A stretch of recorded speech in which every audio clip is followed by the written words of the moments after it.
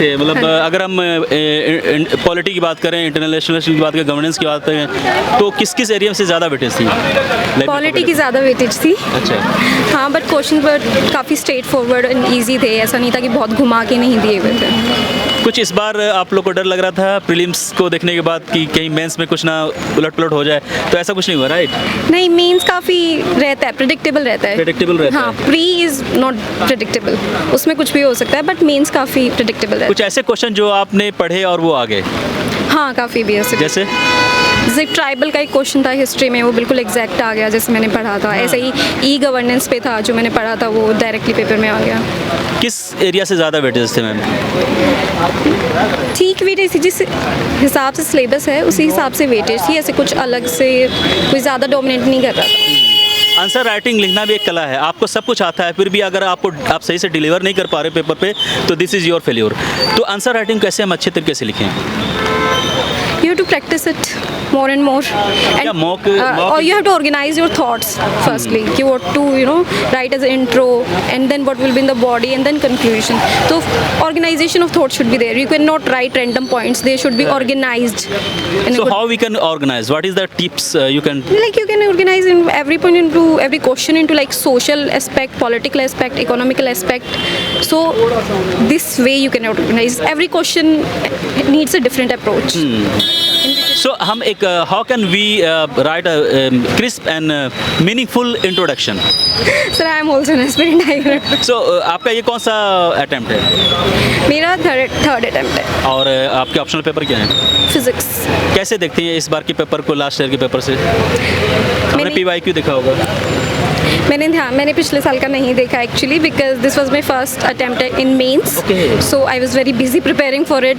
तो मैं पिछले साल का मैं देख नहीं पाई, मैं सिलेबस कवर करना और भी इसमें ज़्यादा फोकस था। कोई कोचिंग वगैरह लिया आपने? मैंने राउज से क्रैश कोर्स लिया था। बेस्ट कोर्स है। आपको कैसा लगता है बिना कोचिंग के सेल्फ स्टडी से UPSC क्रैक किया जा सकता है? आई थिंक यस, क्योंकि मैंने वैसे सेल्फ स्टडी की है। सेल्फ स्टडी हाँ जी। चलिए, all the best for GS paper 3। Thank you.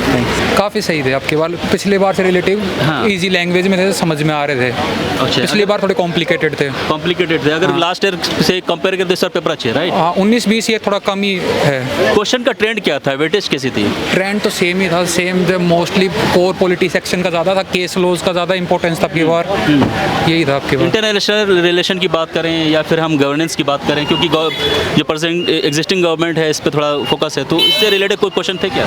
International relation में तो वो जो कंटेम्प्रेरी इश्यूज होते हैं, like US western Europe relations, China से रिलेटेड ये सब था। और गवर्नेंस का मैं इतना एक्सप्लिसिटली नहीं बोल सकते, जो कंटेम्प्रेरी इश्यूज है, तो कि वो बेस जो था, कोर था, उसी से क्वेश्चन थे गवर्नेंस के। क्या अलग लगा इस बार पिछले बार की बनस्पत? सर ऐसा तो कुछ नहीं लगा, अभी जाके वो एनालाइज करेंगे जब पता चलेगा क्या अलग है। पॉलिटी कोर पॉलिटी होती है, उससे ही आते हैं ज़्यादा। तो इंटरनेशनल रिलेशन का तो रहता है ये ट्रेंड के 210 मार्कर 220 मार्कर्स, और सोशल जस्टिस और गवर्नेंस के जो लास्ट ईयर थे उस हिसाब से ही थे, कोई ज़्यादा फर्क नहीं था। बट मेन फोकस पॉलिटी जो कोर पॉलिटी होती है उस पर था। ये कौन सा आइटम है आपका? मेरा ऑप्शन second। और ऑप्शनल पेपर सोशोलॉजी। काफ़ी डायनेमिक क्वेश्चन काफ़ी डायनेमिक थे। हाँ, लास्ट ईयर की बनस्पत इस बार कैसे पेपर रहे? मतलब अगर हम गवर्नेंस की बात करें, इंटरनेशनल रिलेशन की बात करें, पॉलिटी की बात करें, तो इंटरनेशनल रिलेशन में बायलैटरल क्वेश्चंस नहीं थे, मल्टीलैटरल क्वेश्चन ज़्यादा थे, जैसे SCO के बारे में, NATO के बारे में। अच्छा। इन सब की पिछली बार जैसे इंडिया श्रीलंका के बारे में पूछा था, इस बार कोई नेबरहुड पे कोई क्वेश्चन नहीं था। G20 से रिलेटेड कुछ था क्या? नहीं, G20 से रिलेटेड कुछ नहीं था। आपको कैसा लगता है पिछले साल की बनस्पत इस बार के पेपर कैसे रहे?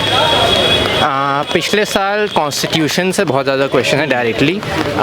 इस बार कॉन्स्टिट्यूशन से ही क्वेश्चन थे, मगर पॉलिसी इम्प्लीकेशन भी पूछे गए थे, डायनेमिक पूछा गया था कि कैसे वो इवॉल्व हो रहा है कॉन्स्टिट्यूशन। तो और पिछले साल से इंटरनेशनल रिलेशन थोड़ा ज़्यादा कॉम्प्लेक्स था, क्योंकि NATO का इफेक्ट पूछ लिया गया इंडिया पे, और एक्सपेंशन ऑफ NATO का, जो कि पिछली बार नहीं पूछा गया था। वेटेज ज़्यादा किस पे थी, किस सब्जेक्ट पे? बराबर ही था, पिछले साल भी 4 क्वेश्चन थे IR से, इस बार भी 4 क्वेश्चन थे। गवर्नेंस से पिछले साल भी थोड़ा टफ क्वेश्चन थे, इस बार भी वैसा ही था। बराबर ही वेटेज था। पॉलिटी से आए होंगे 8 क्वेश्चंस, गवर्नेंस आए होंगे 5-6, और बाकी उससे आए थे इंटरनेशनल। ये कौन सा अटेम्प्ट है आपका? ऑप्शनल पेपर क्या है? मेरा PSIR सेकेंड अटेम्प्ट है।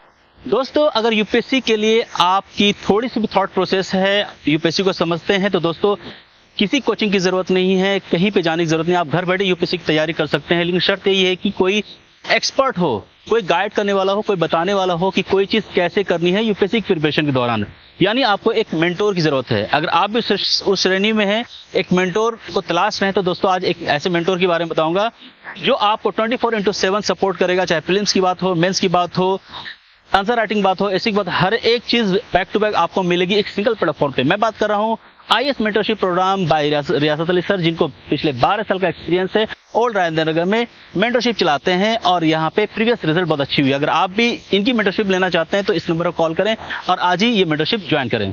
पेपर तो ठीक ठाक था। पेपर ठीक था, हाँ, बट क्या अलग था इस बार पिछले साल की नस्बत? मुझे तो अलग नहीं लगा है सच, सेम ही ट्रेडिशन, मतलब पेपर ट्रेडिशनल पैटर्न पे था मुझे। किस एरिया से किस तरह से क्वेश्चन थे, क्या वेटेज था?